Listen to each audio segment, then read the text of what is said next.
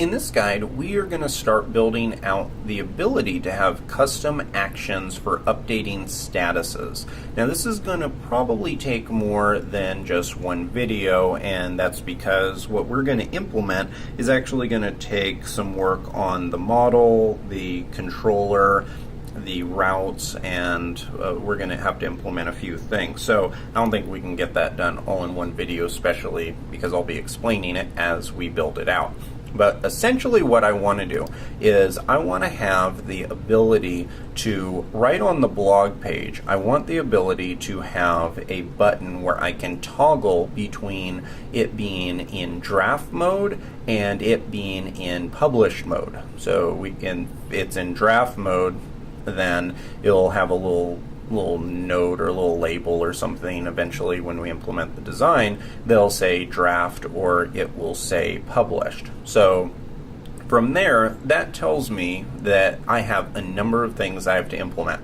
First, I need to update the data model. So we're going to have to update the schema, run a migration, and that is going to give us the ability to have a draft and a publish mode for blog posts. So that's going to be the first thing we do. Now, whenever we talk about things like this, things where they can change stages, where data changes stages from something like published to draft, this also would be something like when a item, like say you have an invoice that has to go through a full set of approval items from managers, then you would create an approval workflow. Anytime you have any data that changes state, there's a good chance that it could be a fit for something in Rails called an enum. So an enum gives us the ability to change state very quickly with the data, and it's a very nice and elegant way of being able to represent workflows like this. So we're going to implement that. After we've done that side of it, then we'll be ready to create a custom action and a custom route. So far we've covered, when it comes to data flow, we've covered how to have our standard resource routes. These are CRUD related items such as show, edit, delete, those kind of things. And we've also talked about how we can integrate static routes and have static data flow for our pages section. But one thing we haven't gone into is how can we have custom actions. So when we have something like toggling between statuses, that is a custom route. It's going to need a custom route, it's going to need a custom action, and we're going to have to build all that out. So let me open up the code base right here, and the very first thing that I want to do is take a look at our schema file. So I'm going to open up schema, and we're going to have to edit the blogs table. So I'm going to run a migration, and we're going to add a new attribute here, and the attribute is going to be called status. We need a couple things for status. We need to know that it's going to be an integer, and it also needs a default value. So let's set this up. I'm going to say Rails G migration add blog, or we'll say I'll add post status to blogs. Say status integer, and then we can set our default inside of here. So I'm going to just copy this file, hit Command T, and it opens up right here. Now the way that you can add a default in a migration is coming here at the very end and saying default and 0.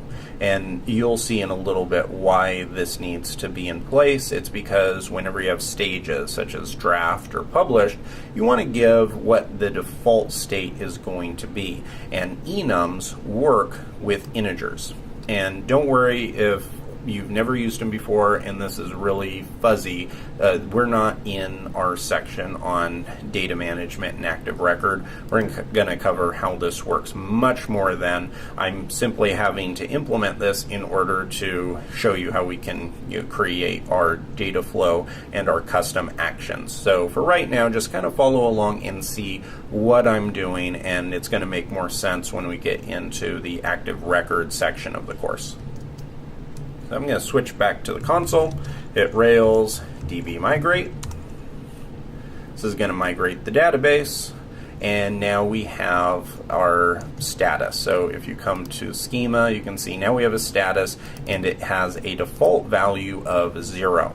Now to make this work and to make this an enum, because right now all this is a regular integer attribute. It's the same as an ID, or it's the same as a slug if slug was an integer. It's just a regular attribute. There's nothing special about it yet. So that's what we need to do, is open up blog.rb, our model file, and right here I'm going to create an enum. So I'm going to create an enum, and enum needs to take in, it needs to know what attribute is the enum. And in our case, it's called status. And then inside of this, we can pass in key value pairs. So I'm going to have one that is draft, and it's going to be set to 0. And then another one that will be published, and this is going to be set to 1.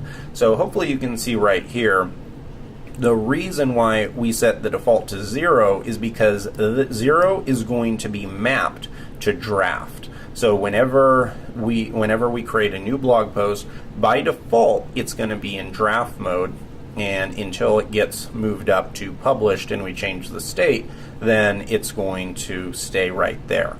Now this is the only spot where we are ever going to have to talk about 1 and 0. From here on out, we're going to be able to call it draft and published, which is something very cool about enums.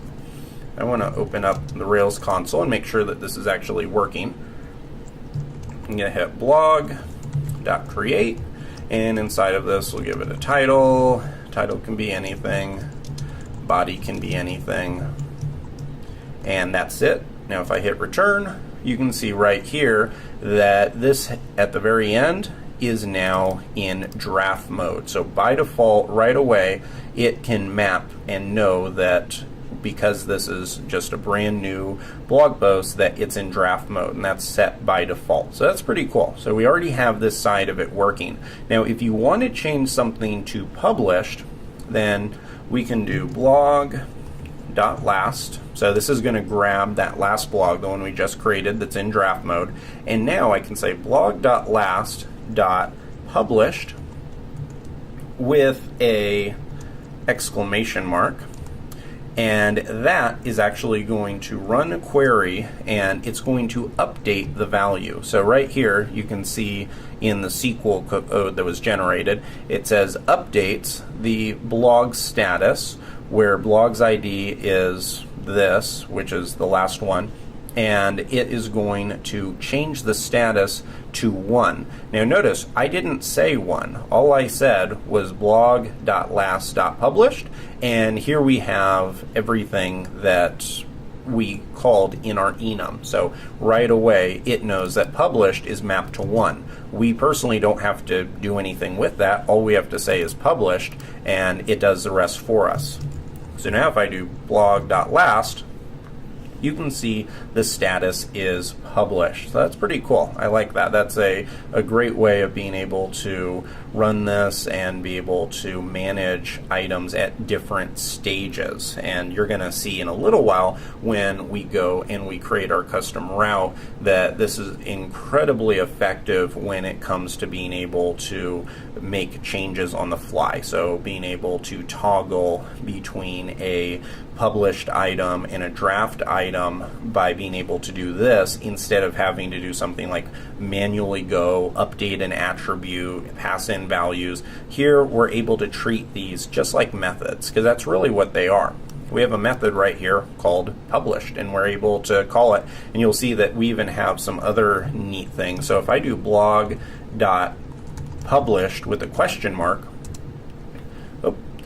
published without a question mark, it is going to run a database query on our entire blogs table, and it is then going to tell us how many blog posts are published. So I'm going to, so right now if I do published.count, you can see there's 1. Let's update a few other ones. So if I do blog.first.published with a bang, it's got updated, and now if I run blog.published.count, now you can see there are 2 items. So blog.published is actually a database scope that's built into Rails. So now, even though Rails didn't know about published before and it didn't know about draft before, now it dynamically created this method for us. So now we can do blog.published, and it goes and runs a database query right here that says select from blogs where the blog status is set to 1, which is, as we know,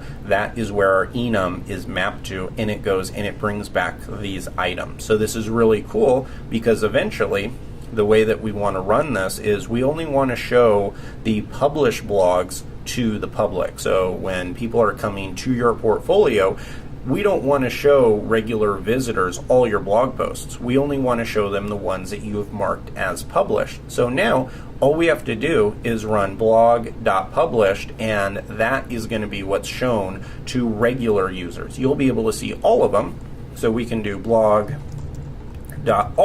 and that's what will be shown to you personally because you're the site owner, but for everyone else, they'll only be able to see the published items. So it's a very cool way of being able to handle permissions, and we'll get into how we can actually implement that later on. But I think that's pretty cool. So right now I'm going to stop the recording, and because that was quite a bit to take in if you've never worked with enums before, but hopefully that you can kind of appreciate how elegant this is. I mean, this is something that years ago, back when I started development, this kind of functionality right here took hundreds of lines of code to write up when you're writing it from scratch. But instead, right here with one line, we're able to create a full mapping between various stages, and we essentially created a state machine here, and it also created database query scopes, custom methods, all kinds of cool stuff. So let's come to the terminal, get status, get add, and get commit, and we'll say updated status for enum, get push origin portfolio feature. This is all going to get pushed up, and in the next video we're going to walk through how we can start making these changes in the view itself so that we can mark items from being either in draft mode or in publish mode. So I'll see you then.